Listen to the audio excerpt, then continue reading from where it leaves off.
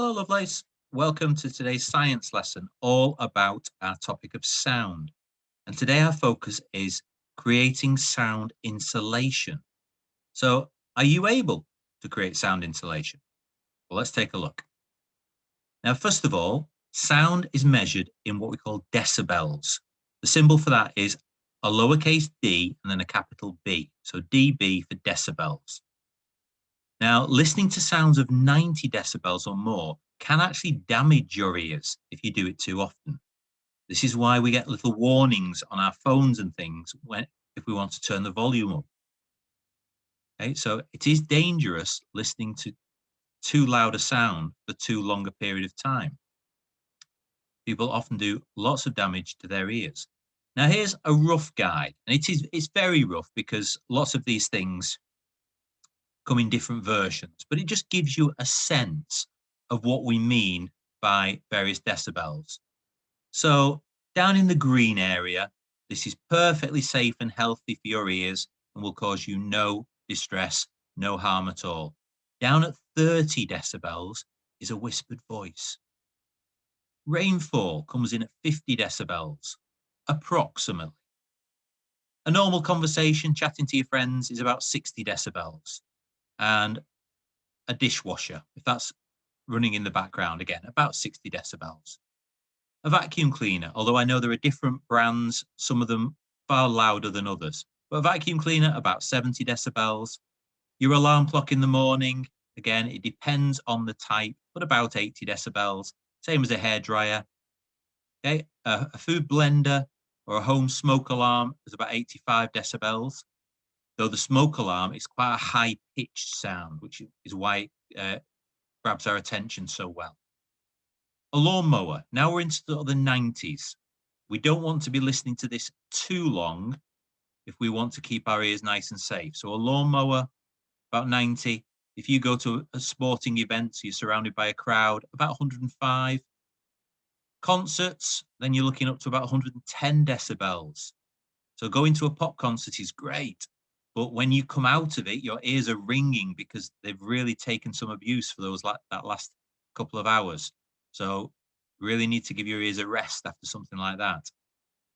An ambulance siren needs to be heard. We need to hear sirens so that we can get out of the way, but 120 decibels. An air raid siren. Now, some of you might not know what an air raid siren is, but these were the big alarms that went off when there was a bombing raid. So if people are coming, if during war, if there are bombers or fighters coming overhead, then they would set off the air raid siren to warn you that it's on its way and to get out of the way and to get to safety. So that was really loud. 135. A gunshot. Again, we hear them on the movies, but hopefully we've not been so we've not had to listen to them for real. Really, really loud, but also very, very brief. So they don't do a lot of damage. If you were hearing gunshots all the time, then that will be doing lots of damage to your ears. And then firecrackers, little fireworks, again, really, really loud, but very short bursts of sound. But imagine if they were going off all the time, then really, really loud and damaging. Okay. So that's just a guide. Obviously, some of these would move up and down depending on exactly what type they were. So some lawnmowers, I'm sure, are quite a lot louder. Some might be quieter, and so on.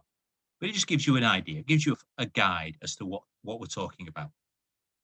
So anything over 90, if you're listening to that for a long period of time, then that can do some damage. Now we'll come back to this, sort of looking after our ears in a moment.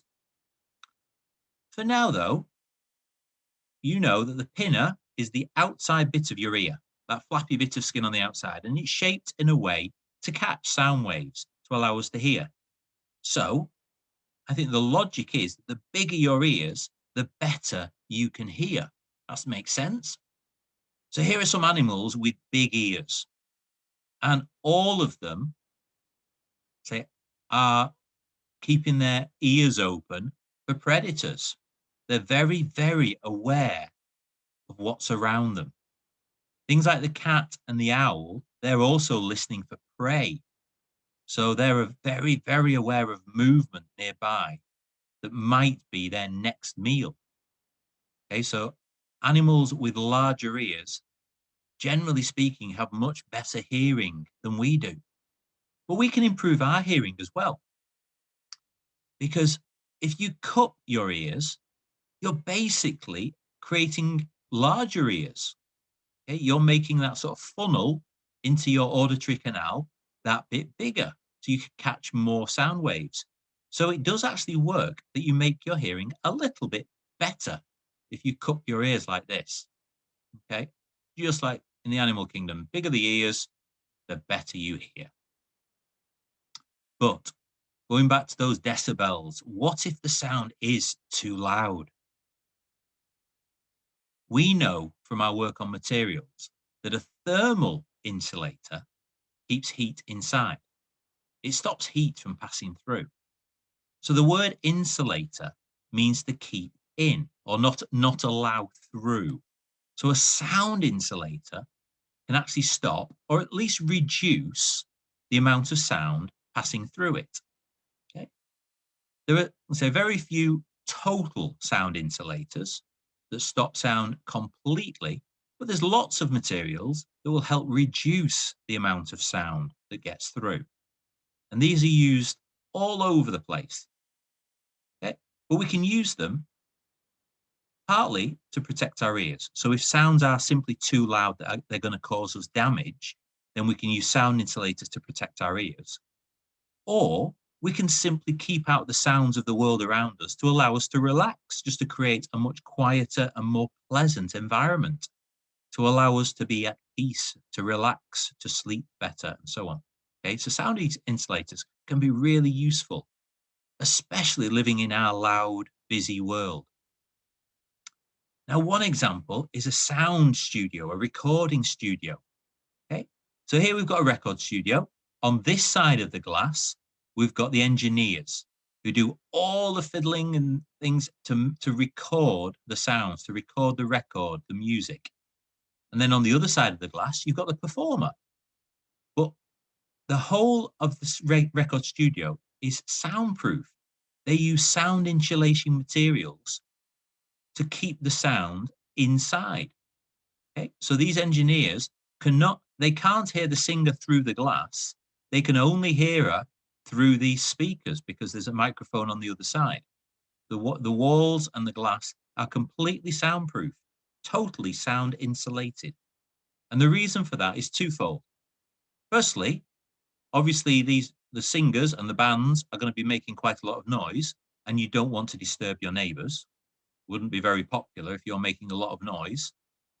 But mainly because they don't want noise from outside coming onto the record, coming onto the recording. So the only thing that is recorded is the sound they want to make, the singer. Okay, so it stops the noise going through the walls and disturbing people outside. But even more important, it stops noise from the outside coming in and getting onto the music, okay, and spoiling the music. Okay, so these sort of panels, these zigzag panels, are really, really good at soundproofing, at keeping the noise trapped. Now, there are some jobs out there that are naturally very noisy. We've got the man here working at the airport. So with the planes moving around him, those big jet engines, that's incredibly loud. The road worker here working with the big industrial trucks, even working with garden machinery like this hedge trimmer. We've got engineers, mechanics working with cars, working with the big tools in a garage, and pneumatic tools like this automatic nail gun. All of these jobs involve a lot of noise. So you can see in each case, they're wearing ear protectors to ensure the noise isn't too much and damaging their ears. So we need to protect our ears. In this case, they're using ear protectors. All of us, whether we're working in a loud environment or not, need to avoid regular loud noises. If we can't, we should try to insulate our ears from that noise. Now, for medical reasons, we should never be putting things into our ears. Now, I don't mean little earphones, because they're just inside your pinner. I'm talking about you should never put anything down your ear canal. Okay. Say what I'm talking about here are sort of like professional ear protectors, or the little foam earplugs that you put just inside your pinner, not all the way down your ear canal. We should never be putting things into our ears. Now, what materials would work really well as sound insulators? That's your investigation for today. You're going to see if you can insulate against sound. You're going to try and say avoid sound escaping. Now, what you're going to need is a sound source, something that makes a noise, or something you can control, something you can sort of manage the volume of it. So a couple of suggestions might be your mobile phone, or some little Bluetooth speakers that you can play music or play sounds through. It might simply be a ticking clock, but something that makes a nice consistent noise that you can sort of control a little bit. So these are two suggestions, but you can use anything you like. Okay, but anything that makes a sort of continuous sound, whether it be music or an alarm or a buzzing or a ticking, whatever. Now, play the noise or the ringtone or the music on your device, but set it on a really quiet volume. Okay, one you can just about hear. Okay, so when you're close to it, you can hear it. It's not disturbing people. I don't want it disturbing people in other rooms. It's on a quiet volume, but so you can hear it reasonably clearly when you're near it. So when you're next to it, you can hear the volume. But as you step away, it becomes less and less clear. It becomes harder and harder to hear. So as you walk away from the sound, stop as soon as you can't hear it anymore. So walk away from the sound, and when you can't hear it, stop, and then measure that distance. So how far away are you from that source? So did it take you 5 steps before you stopped hearing it? Was it 10 steps before you stopped hearing it? Now you can measure in steps, you can measure in meters, whatever's convenient for you. Okay, does that make sense? So play it really quietly, so you can hear it when you're next to it, but it's quiet. And then walk away, counting your steps. How far before you can't hear it anymore? Okay, so that's what we call your baseline, because there's no insulation. We just want to see how far away you can hear the sound. Next, I want you to, keeping the volumes the same, nothing else changes, but wrap your sound source. So wrap your phone or wrap your speaker, whatever you're using, wrap it in a material or put it inside a container. And then repeat the experiment. So once it's wrapped, how far away can you walk this time before you can't hear it anymore? And again, measure the distance. Okay. Now we would expect you walk less, that it's you're closer to the source when you stop hearing it. And then repeat that. Try it again for different materials, for different containers. Okay. What turns out to be the best way of drowning out that sound, of insulating against the sound? And all I want you to do is to complete a simple little table for me. Okay, so which materials were the best sound insulators? So the first one was that baseline test that we did. Nothing, it wasn't covered, we just left it there. How far away were we when we couldn't hear the sound anymore? Then try, well, as many as you like. 5 would be good. 5 different materials or 5 different containers. And how far away were you before you couldn't hear the sound anymore? So hopefully the one that's the smallest number, the one you were the closest to before you couldn't hear it anymore, that will be the best sound insulator. Okay, so let's see what you can come up with. You might want to wrap your phone in a towel. You might want to put it underneath a pillow, put it inside a Tupperware, put it inside a pan. So lots of different things you could try, but which ones work best to insulate against the sound? Remember, for each experiment, it must be the same sound at the same volume. That's really important. We must make this test as fair as possible. I understand that the materials will be different sizes and thicknesses.